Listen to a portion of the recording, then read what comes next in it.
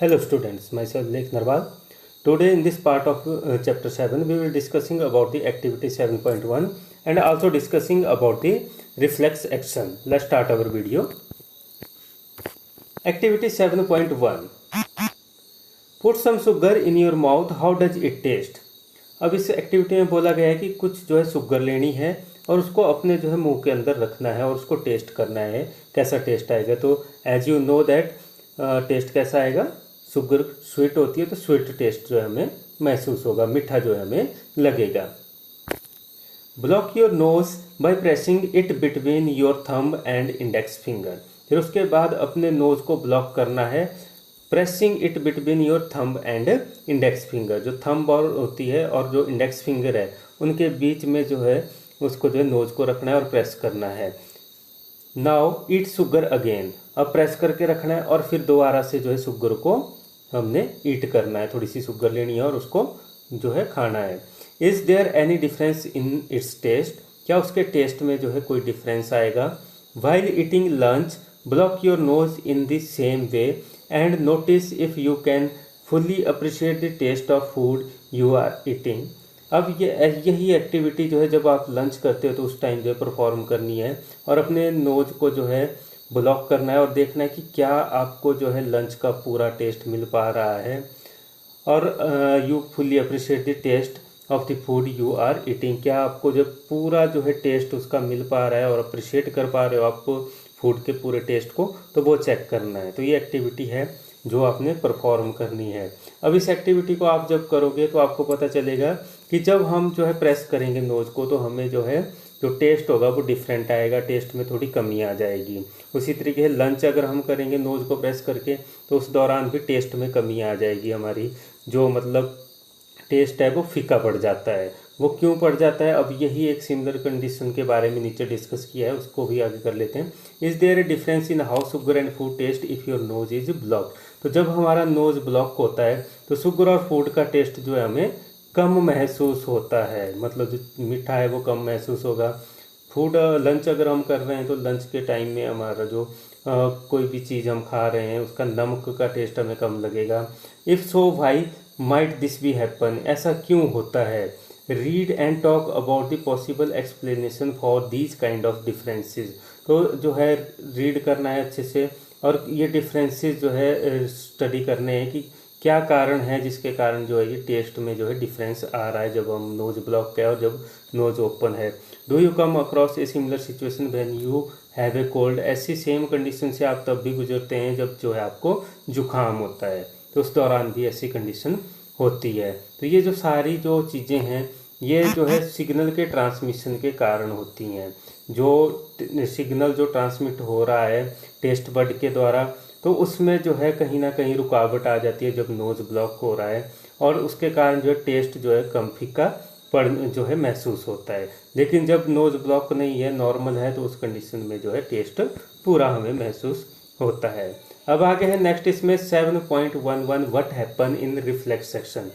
अब reflex action क्या है, उसमें क्या होता है उसके बारे में जो है बताया गया है।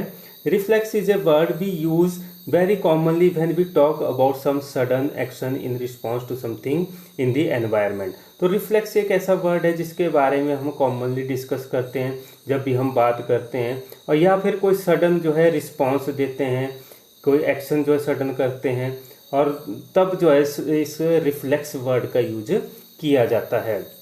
बी से I jumped out of the way of the bus रिफ्लेक्सली।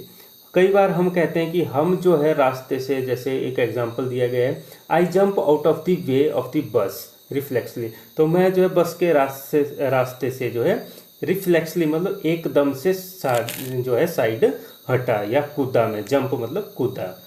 और I pulled my hand back from the flame reflexly, मैंने अपना हाथ जो है फ्लेम से एकदम से पीछे कर लिया। रिफ्लेक्सली मीन्स एकदम से इमीजिएटली जो है पीछे कर लिया। और I was so hungry my mouth start watering reflexly, मैं जो है बहुत हंग्री था, भूखा था बहुत ज़्यादा और मेरे मुंह में पानी आना शुरू हो गया।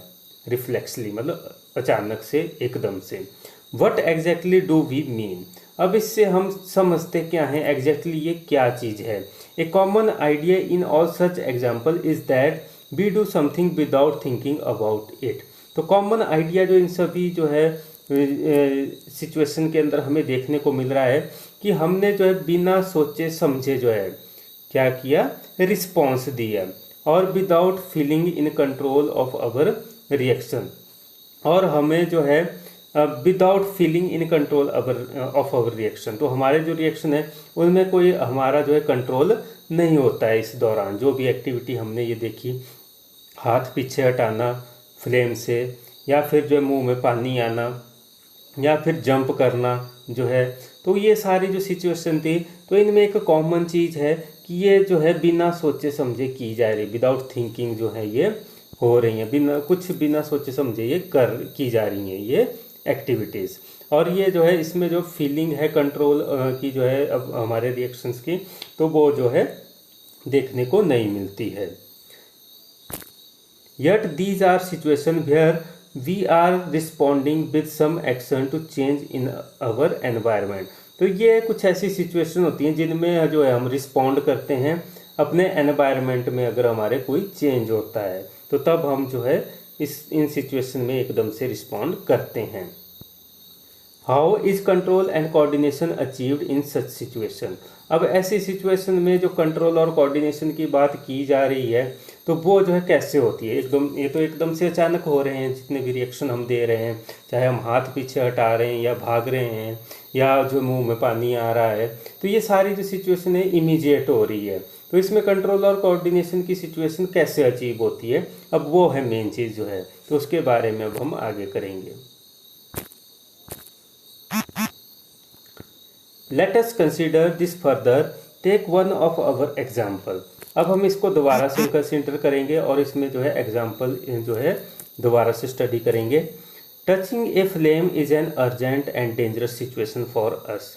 तो फ्लेम को टच करना एक अर्जेंट और डेंजरस सिचुएशन होती है किसी के लिए भी, हमारे लिए भी, ह्यूमंस के लिए भी, और जो एनिमल्स हैं उनके लिए भी एक डेंजरस सिचुएशन होती है, क्योंकि फ्लेम से दोनों को नुकसान होगा, एनिमल्स को भी और ह्यूमंस को भी। How would we respond to this. हम कैसे रिस्पॉन्ड करते हैं, तो हम सोचते थोड़ी हैं कि उस टाइम जो है हाथ लगने वाला है तो हम सोचेंगे, फिर उसके बाद हाथ पीछे हटाएंगे, ये तो एकदम से हो जाता है। ठीक है, one simple way is to think consciously about the pain and the possibility of getting burned and therefore move our hand. तो एक जो है इसमें पॉसिबिलिटी हो सकती है कि हमें जो है पहले ही बोध होता है, ध्यान रहता है हमें, हमारा माइंड कॉन्शियस रहता है, तो मतलब वो जो है हमें पेन के बारे में, और उससे जलने के बाद जो पेन महसूस होगा उसके लिए जो है एकदम से जो है मूव करेगा हमारा हाथ। मतलब हमें पता है पहले ही, कॉन्शियस माइंड में ये चीज़ है कि अगर जो है हमारा हाथ अगर जो है फ्लेम के साथ लगेगा तो हाथ जलेगा, पेन होगा हमें, और उसके कारण जो है हमें जो है नुकसान पहुंचेगा। तो हम क्या करेंगे, अपना हाथ जो है पीछे एकदम से हटाते हैं। An important question then is how long will it take us to think of all this. तो मतलब ये सब चीज़ें सोचने के लिए जो है एक इम्पॉर्टेंट क्वेश्चन ये भी राइज होता है कि चलो ठीक है, माइंड में ये चीज़ है कि हाथ लगेगा तो जलेगा, उससे पेन होगा, और हम अपना हाथ पीछे हटा लेते हैं, लेकिन ये सारी चीज़ क्विकली हो रही है, तो इसको सोचने में हमें कितना टाइम लगता है, ये सब चीज़ जो सोच रहे हैं हम, तो उसको सोचने में और करने में कितना टाइम लग रहा है। The answer depend on how we think. अब इसका आंसर डिपेंड करता है कि हम कैसे जो है सोचते हैं। If nerve impulses are send around the way we have talked about earlier. तो नर्व इम्पल्सिस के बारे में हमने पढ़ा कि किस तरीके से जो है पूरी बॉडी के अंदर वो जो है सिग्नल ट्रांसमिट करती हैं। Then thinking is also likely to involve the creation of such impulses. तो ऐसी कंडीशन में जो है नर्व इम्पल्सिस की जो कंडीशन है, तो उसमें जो है सिग्नल पहुंचाने के लिए जो है टाइम लगेगा। इस तरीके की नर्व इम्पल्सिस जो है जनरेट होने में भी टाइम लगेगा, तो वो जनरेट करनी पड़ेंगी, वो nerve impulse, creation of such impulses, तो वो हमें जनरेट करनी पड़ेगी। Thinking a complex activity, so it is bound to involve the complicated interaction of many nerve impulses from many neuron. तो ये जो थिंकिंग है एक कॉम्प्लेक्स एक्टिविटी होती है, जो हम सोचते हैं उसके बाद वो बॉडी को सिग्नल पहुंचेगा और नर्व इम्पल्सिस की फॉर्म में वो जो है सॉरी इलेक्ट्रिकल इम्पल्सिस की फॉर्म में न्यूरॉन के थ्रू वो सिग्नल जो है पहुंचाया जाता है from one cell to another, और उसके बाद जो है मूवमेंट होती है, कोई एक्टिविटी होती है। तो थिंकिंग एक जो है कॉम्प्लेक्स प्रोसेस है, so it is bound to involve a complicated interaction. तो इसके कारण जो एक कॉम्प्लिकेटेड इंटरेक्शन, तो जो हम सोच के कर रहे हैं तो उसके कारण एक कॉम्प्लिकेटेड जो है इंटरेक्शन होती है नर्व इम्पल्सिस की, जो है मैनी नर्व इम्पल्सिस जो है आपस में इंटरेक्ट करती हैं, एंड फ्रॉम मैनी न्यूरॉन्स, जो कि बहुत सारे न्यूरॉन्स के द्वारा जनरेट की जाती हैं ये nerve impulses. This is the case, it is no surprise that thinking tissue in our body consists of dense network of intricately arranged neurons। तो इस केस में जो है, if this is the case, it is no surprise that thinking tissue in our body consists of dense network of intricately arranged neuron। तो मतलब जो है अगर थिंकिंग टिश्यू ये काम परफॉर्म कर रहे हैं तो मतलब जो बॉडी के थिंकिंग टिश्यू हैं हमारी बॉडी के, तो वो जो डेंस नेटवर्क जो है न्यूरॉन्स का बना रहे हैं, जो न्यूरॉन्स हैं उनका एक डेंस नेटवर्क वो फॉर्म कर रहे हैं। It sits in the forward end of the skull. तो ये जो फॉरवर्ड एंड जो रहता है स्कल का वहाँ पर प्रेजेंट रहता है। And receive the signal from all over the body. और ये जो डेंस नेटवर्क होता है न्यूरॉन का, ये जो है सिग्नल पूरी बॉडी से रिसीव करता रहता है। तो यही जो है स्कल के अंदर प्रेजेंट रहेगा हमारे फॉरवर्ड जो है एंड के ऊपर स्कल के, और ये रिसीव करेगा पूरी बॉडी से जो है सिग्नल को, which it thinks about before responding to them. और फिर ये सोचेगा और उसके बाद उसको जो है रिस्पॉन्स देगा। Obviously in order to receive this signal, this thinking part of the brain in this skull must be connected to the nerves. Obvious सी बात है कि जो है जब ये सिग्नल रिसीव करेगा तो ये जो है थिंकिंग पार्ट जो है ब्रेन का, ये जो स्कल के अंदर होता है, तो वो कनेक्ट होना चाहिए नर्व्स के साथ जो अलग अलग पार्ट्स से जो है आ रही हैं। तो मतलब जो अलग अलग पार्ट्स के अंदर जो नर्व्स हैं तो वो जो है इंटरकनेक्ट होनी चाहिए स्कल के साथ, ब्रेन के साथ directly. Similarly if this part of the brain is to instruct muscles to move, nerve must carry this signal back to different part of the body. अब ये सिमिलर जो है बात की गई है, if this part of the brain is to instruct muscles to move. अगर यही पार्ट जो है, ये जो थिंकिंग पार्ट है हमारे स्कल के अंदर, तो मतलब यही पार्ट अगर जो है मसल को मूव करवाता है, nerve must carry this signal back to the different part of the body. तो नर्व जो है उससे जो है सिग्नल को डिफरेंट पार्ट तक जो है पहुंचाती हैं बॉडी के। If all of this is to be done when we touch a hot object, it may take enough time for us to get burn. अगर इसी प्रोसेस के थ्रू जो है अगर जो है सिग्नल आएगा जो है इमीडिएट सिचुएशन के अंदर, जब बॉडी को कोई खतरा है, तो मतलब उसमें जो है बहुत ज़्यादा टाइम लगेगा सिग्नल को पहुंचाने में बॉडी के पार्ट्स तक। और जब तक बॉडी तक सिग्नल पहुंचेगा, बॉडी के पार्ट्स तक जो है सिग्नल पहुंचेगा, तो उस कंडीशन में क्या होगा कि हमारी बॉडी जो है एकदम मतलब जल जाएगी, नुकसान जो है कुछ हद तक जो है हमारी बॉडी को हो जाएगा। जैसे कि हाथ जो है किसी गर्म वस्तु के साथ लग रहा है हमारा, तो मतलब उस कंडीशन में अगर ब्रेन के थ्रू ये सारी प्रोसेस चलेगी, ब्रेन तक सिग्नल जाएगा, ब्रेन जो है वो न्यूरॉन जो है ब्रेन तक सिग्नल पहुंचाएंगे, इलेक्ट्रिकल इम्पल्सिस पहुंचाएंगे, फिर वो ब्रेन इंटरप्रेट करेगा उनको, फिर उसके बाद वो जो है इंफॉर्मेशन को दोबारा सेंड करेगा, इंस्ट्रक्ट करेगा बॉडी के मसल्स को। तो वो जो है एक कॉम्प्लिकेटेड प्रोसेस हो जाती है और टाइम कंज्यूमिंग प्रोसेस है कुछ हद तक। और जो टाइम वो कंज्यूम करेगी उस दौरान जो है जो हाथ रहेगा हमारा, तो वो जो है जल जाएगा उस दौरान तक। तो ये सबसे बड़ी प्रॉब्लम आती है। तो मतलब ये थिंकिंग के द्वारा नहीं होता है। तो जो कॉम्प्लिकेटेड प्रोसेस है थिंकिंग, तो वो इसको जो है नहीं परफॉर्म करती। जबकि जब भी कोई इमीडिएट सिचुएशन होती है, डेंजर वाली सिचुएशन होती है, तो हमारी बॉडी उसके लिए एकदम से जो है क्विक रिस्पॉन्स देती है बिना कोई टाइम गवाए हुए। अदरवाइज अगर सोच के ये प्रोसेस होती, पहले माइंड के अंदर सिग्नल जाएगा कि अब हाथ लगने वाला है, अब उसके बाद फिर डिफरेंट पार्ट से जो सिग्नल पहुंच रहा है ब्रेन तक, वो भी टाइम कंज्यूम कर रहा है। ब्रेन में जाएगा, ब्रेन उसको इंटरप्रेट करेगा, और इंटरप्रेट करने के बाद उसको जो है फिर वो दोबारा से इंफॉर्मेशन जो है मसल्स को भेजेगा। तो उस दौरान काफ़ी टाइम रह जाता है, लग जाता है, और उसके कारण क्या होगा, तब तक हमारा हाथ जल जाएगा। तो ये पॉसिबिलिटी जो है नहीं रहेगी कि जो है इसके थ्रू जो है हमारी बॉडी में जो है रिफ्लेक्शन एक्शन जनरेट होता हो। तो ये जो पॉसिबिलिटी नहीं है। अब आगे है इसके अंदर, how does the design of the body solve this problem. तो जो बॉडी का डिजाइन है वो इस प्रॉब्लम को कैसे सॉल्व करता है। अब हमने जो थिंकिंग वाली जो प्रोसेस थी तो उसको हमने नेगलेक्ट कर दिया कि थिंकिंग वाली प्रोसेस से ये नहीं होगा, क्योंकि थिंकिंग में जो है जो टाइम लगता है रिस्पॉन्स देने में, तो उस टाइम तक जो है हाथ को नुकसान पहुंच जाएगा, हाथ जल जाएगा हमारा, या कोई अदर जो इमीडिएट सिचुएशन है उसमें हमें हमारी बॉडी को नुकसान हो जाएगा। तो उस कंडीशन को हम जो है फॉलो नहीं करेंगे। तो थिंकिंग के थ्रू रिस्पॉन्स जो है वो हम जो है उसको नेगलेक्ट करते हैं। तो थिंकिंग जो है रिस्पॉन्स नहीं देगी इस केस में।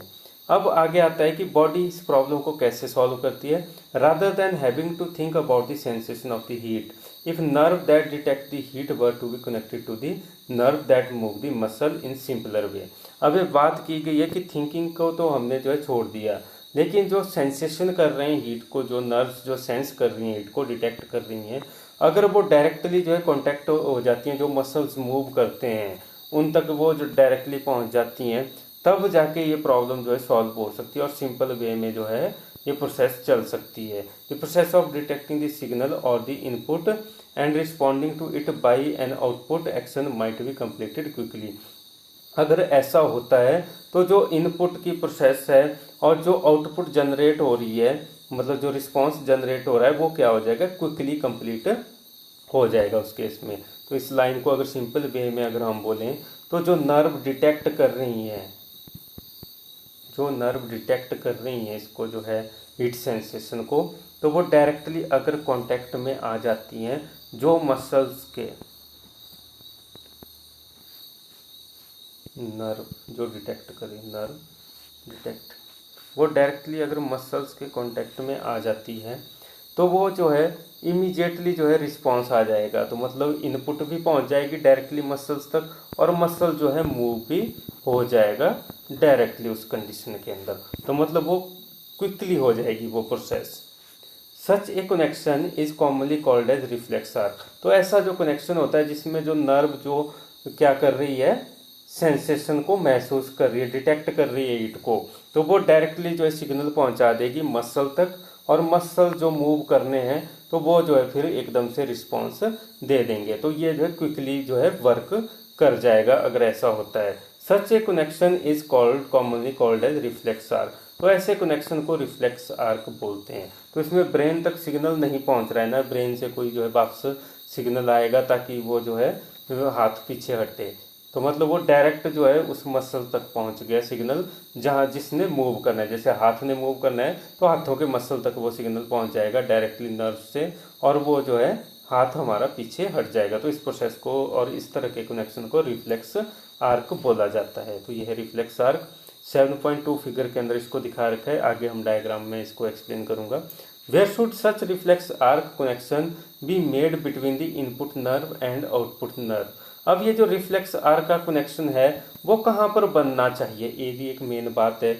अब जो सिग्नल डिटेक्ट कर रही है नर्व, तो वो पहुंचेगी कहाँ पर, और कहाँ पर जो है वो जो मसल्स के सेल्स हैं या मसल जिन्होंने मूव करना है वहाँ पर उसने सिग्नल पहुँचाना है, तो वो मिलेंगे कहाँ पर दोनों। तो वो भी एक जो है पॉइंट आ जाता है कि इन दोनों का जो है कनेक्शन कहाँ पर होगा, इनपुट और आउटपुट नर्व का। The best place of course would be at the point where they first meet each other. तो फर्स्ट पॉइंट वही जो रहेगा इनका, तो बेस्ट प्लेस वही रहेगा जहाँ पर वो फर्स्ट जो है टाइम जो है मिलते हैं। तो फर्स्ट टाइम वो कहाँ पर मिलते हैं, स्पाइनल कॉर्ड के अंदर। तो वो जो है बेस्ट प्लेस रहेगा spinal cord.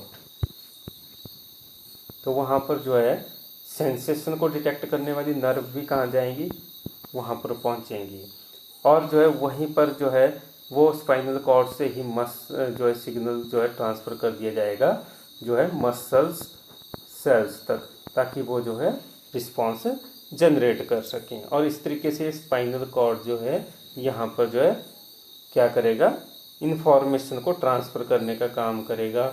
Centre of attraction हमारा स्पाइनल कॉर्ड रहेगा, जिसके अंदर जो है एक इन्फॉर्मेशन आ रही है, दूसरी इन्फॉर्मेशन जा रही है। आगे इसमें है the best place of course would be at the point where they first meet each other, तो जहाँ पर वो पहले टाइम मिले होंगे वो उसको हम जो है बेस्ट प्लेस मानेंगे। Nerve from all of the body meet in a bundle in the spinal cord, तो नर्व जो पूरी बॉडी से आती हैं वो बंडल की फॉर्म में कहाँ पर मिलती हैं, स्पाइनल कॉर्ड के अंदर मिलती हैं। On their way to the brain, जो कि स्पाइनल कॉर्ड क्या है, वे है उनके लिए, रास्ता है जहाँ से वो ब्रेन तक पहुँचती है। तो स्पाइनल कॉर्ड जो है सेंटर में रहता है, स्पाइनल कॉर्ड शॉर्ट में लिख रहा हूँ SC। तो स्पाइनल कॉर्ड जो है सेंटर में रहेगा, जो भी नए न्यूरॉन जितने भी आएंगे तो वो जितने भी न्यूरॉन है वो इलेक्ट्रिकल इम्पल्सिस को स्पाइनल कॉर्ड में पहुंचाएंगे, स्पाइनल कॉर्ड से होते हुए फिर ये ब्रेन तक जाता है सारी जो है इन्फॉर्मेशन। तो ये दोनों सिग्नल जो है यहाँ पर पहुँचते हैं, और ब्रेन से भी जितना सिग्नल आएगा वो फिर स्पाइनल कॉर्ड से उठता हुआ जो है न्यूरॉन, ये जो बॉडी सेल्स के न्यूरॉन है, मसल्स के न्यूरॉन है, उन तक जाएगा। तो इस तरीके से पूरी प्रोसेस जो है चलती है। तो अब इसमें क्या हुआ, स्पाइनल कॉर्ड को मेजर काम मिल गया। स्पाइनल कॉर्ड है तो वो जो है अब जो है क्या करेगी, जो सेंसेशन आ रही है हीट की सेंसेशन वो इस तक पहुंची, और यही जो है इसको जो है पहुंचा देगा जो मसल्स हैं मूव कर, जिन्होंने मूव करना है तो वहाँ तक पहुंचा देगा मसल सेल तक। और फिर हमारा जो हाथ होगा या बॉडी का जो पार्ट होगा वो इमीडिएट रिस्पॉन्स देगा। ये आपको समझ आ गया होगा, बहुत ही सिंपल है, मतलब ब्रेन तक नहीं जाएगा सिग्नल, स्पाइनल कॉर्ड अपने लेवल पर ही उस प्रॉब्लम को सॉल्व कर देगा। आगे इसके अंदर है reflex arc are found in the spinal cord itself, तो ये जो रिफ्लेक्स आर्क होती है स्पाइनल कॉर्ड में अपने आप जो है बनती है। Also the information input also goes on to reach the brain, और ये जो इन्फॉर्मेशन होती है इनपुट वाली, मतलब जो हीट की सेंसेशन वाली है स्पाइनल कॉर्ड तक तो पहुंची, वो स्पाइनल कॉर्ड ने जो है रिस्पॉन्स भी जनरेट कर दिया और जो है मसल तक उसको पहुंचा दिया, लेकिन ये जो इन्फॉर्मेशन होती है ब्रेन तक भी पहुंचाई जाती है स्पाइनल कॉर्ड के द्वारा। तो कुछ एक इन्फॉर्मेशन जो है वो पहुंचा देगा ब्रेन तक और दूसरी जो है मसल तक पहुंचा देगा। तो मतलब ये जो है ब्रेन तक भी जो है उसको सेंड कर देगा सिग्नल को, और साथ ही ये जो है इमीडिएट रिस्पांस के लिए जो है मसल्स तक जो है सिग्नल को पहुंचा देगा, रिस्पांस दे देगा। आगे इसमें of course reflex arc have evolved in animals because the thinking process of the brain is not fast enough. तो ये जो रिफ्लेक्स आर्क होता है ये एनिमल्स के अंदर भी देखने को मिलता है, क्योंकि इनमें थिंकिंग प्रोसेस जो है उतना फास्ट नहीं होता है। तो एनिमल जो ह्यूमन को छोड़ के बात की जा रही है अदर एनिमल की, तो उनमें जो थिंकिंग वो सोच नहीं सकते उतने ज़्यादा लेवल पे, मतलब उनमें बहुत कम जो है थिंकिंग प्रोसेस होती है, तो उनमें रिफ्लेक्स आर्क पाया जाता है, और रिफ्लेक्स आर्क के थ्रू वो जो है एकदम से रिस्पॉन्स दे देते हैं अदर एनिमल्स भी। In fact many animal have very little or none of the complex neuron network, तो बहुत सारे ऐसे एनिमल्स भी हैं जिनके अंदर बहुत ही कम जो है या लिटिल या बिल्कुल भी जो है कॉम्प्लेक्स न्यूरॉन नेटवर्क नहीं पाया जाता है सोचने के लिए। So it is quite likely that reflex arc have evolved as efficient way of functioning in absence of true thought process। अब ये बोला गया है कि ये जो रिफ्लेक्स आर्क है ये एक बहुत ही एफिशिएंट प्रोसेस है जो फंक्शन करती है एनिमल्स के अंदर in the absence of true thought process, जो मतलब एनिमल सोच नहीं सकते हैं, जिनके अंदर थिंकिंग प्रोसेस नहीं चलती है, जिनमें कॉम्प्लेक्स नेटवर्क नहीं है न्यूरॉन का, तो उन एनिमल्स के अंदर ये जो रिफ्लेक्स आर्क है ये बहुत ही एफिशिएंटली काम करता है। However even after complex neuron network have come into existence reflex arc continue to more efficient for quick response. जिन एनिमल्स के अंदर जैसे ह्यूमन बीइंग है तो हमें जो है न्यूरॉन का नेटवर्क जो है वेल डेवलप्ड नेटवर्क जो है पाया जाता है, जिसको हम कॉम्प्लेक्स नेटवर्क बोलते हैं, और ये रिफ्लेक्स आर्क उन एनिमल्स के अंदर भी अच्छे से एफिशिएंटली काम करेगी जिनके अंदर न्यूरॉन्स का नेटवर्क वेल डेवलप है। तो ये था रिफ्लेक्स आर्क के बारे में। अब इसमें जो है डायग्राम रहती है इसके नीचे, ये डायग्राम दिखा रखी है इसकी। अब ये जो सिचुएशन जिसके बारे में हम डिस्कस कर रहे हैं कि हॉट जो है सेंसेशन बॉडी को महसूस होगी बर्तन के साथ, गर्म बर्तन के साथ हाथ लगने वाला, तो हमारा हाथ एकदम से पीछे, उसी को इन्होंने इस डायग्राम के थ्रू जो है बता रखा है 7.2 रिफ्लेक्स आर्क के अंदर। अब इसमें हम जो है क्लियरली देख सकते हैं, ये पेन है, गर्म है, इससे भाप निकल रही है। तो जो स्किन के अंदर रिसेप्टर हैं, ये एरो से शो कर रखे हैं, ये वाले यहाँ पर।